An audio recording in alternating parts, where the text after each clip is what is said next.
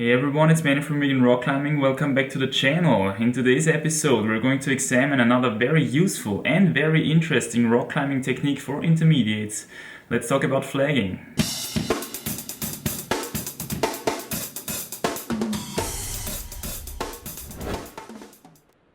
As always, let me start with the definition. How is a flag actually performed? We talk about flagging when a climber lifts off one foot and moves it towards the area or the spot of the other foot. Most of the time even more to the side, just as if the climber would perform a cross step but without the stepping part. This implies that equally to the cross step there are two different kinds of flags. The lower one, where the hanging leg crosses the stepping leg below or behind the knee, and the upper one, where the hanging leg crosses the stepping leg in front of the knee or above the knee. The former variant is usually used if the foothold of the stepping leg is quite high, and this is in my experience by far the more frequent scenario. The latter one is used if the foothold of the stepping leg is quite low. I think in order to fully understand what this technique is actually good for, we first need to take a closer look at its mechanics. The most important physical consequence of a flag, in a sense, is a shift in the climber's center of gravity towards the stepping leg, simply because the hanging leg, hips, other parts of the body and all of their weight are moved closer to it. The newly attained body position can now be used to relieve the hand on the opposite side of the stepping leg, in this case the left one, making it possible to comfortably reach for the next hold. Let's take a quick look at what would have happened if this climber hadn't used a flag for this move. Due to the steepness of the wall, he needs a lot of support from the left hand to keep his body tight. But remember, this is also the hand which should actually reach out for the next hold. As soon as he lets go of this hand in order to perform the move, the unbalanced center of gravity pulls his body away from the wall in a swinging motion, which makes it very hard or even impossible to grab the next hold. In German we call this offene Tür, which would pretty much translate to an open door in English. To understand why this is happening, we need to take a closer look at the mechanics again. Let's assume that the right hold and foothold are good, while in particular the left foothold is bad. If that is the case, we can imagine a stable axis between those two holds on the right. Due to the frontal standard body position of the climber, his center of gravity is situated much to the left of this axis. As a consequence, gravity forces his body to swing away from the wall in order to restore balance as soon as he lets go of his left hand.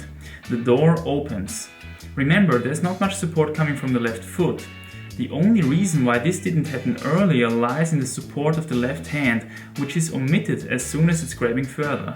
This is one of the classic examples where a flag can be beneficial, but as you can imagine, benefits of this technique are very situation dependent.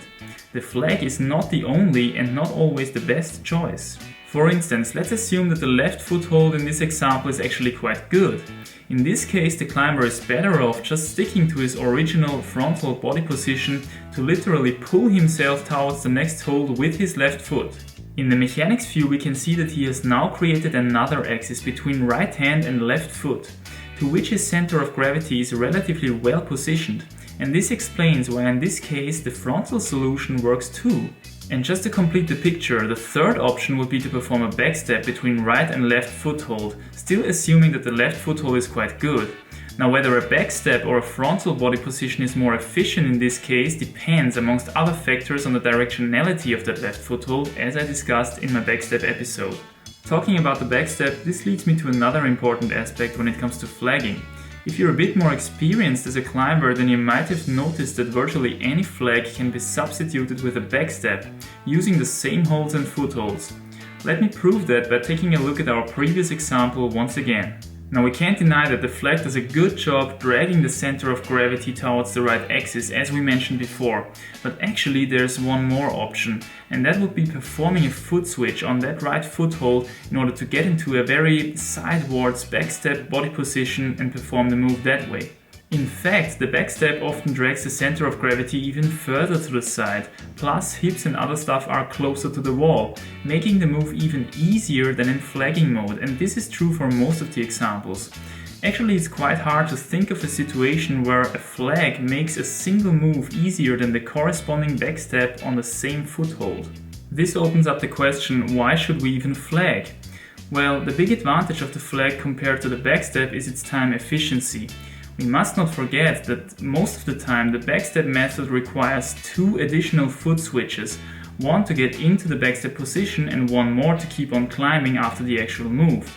Foot switches can be very hard to perform, especially if the concerned foothold is quite small or if it exhibits a suboptimal directionality. And in these cases the flag is definitely superior when it comes to overall efficiency.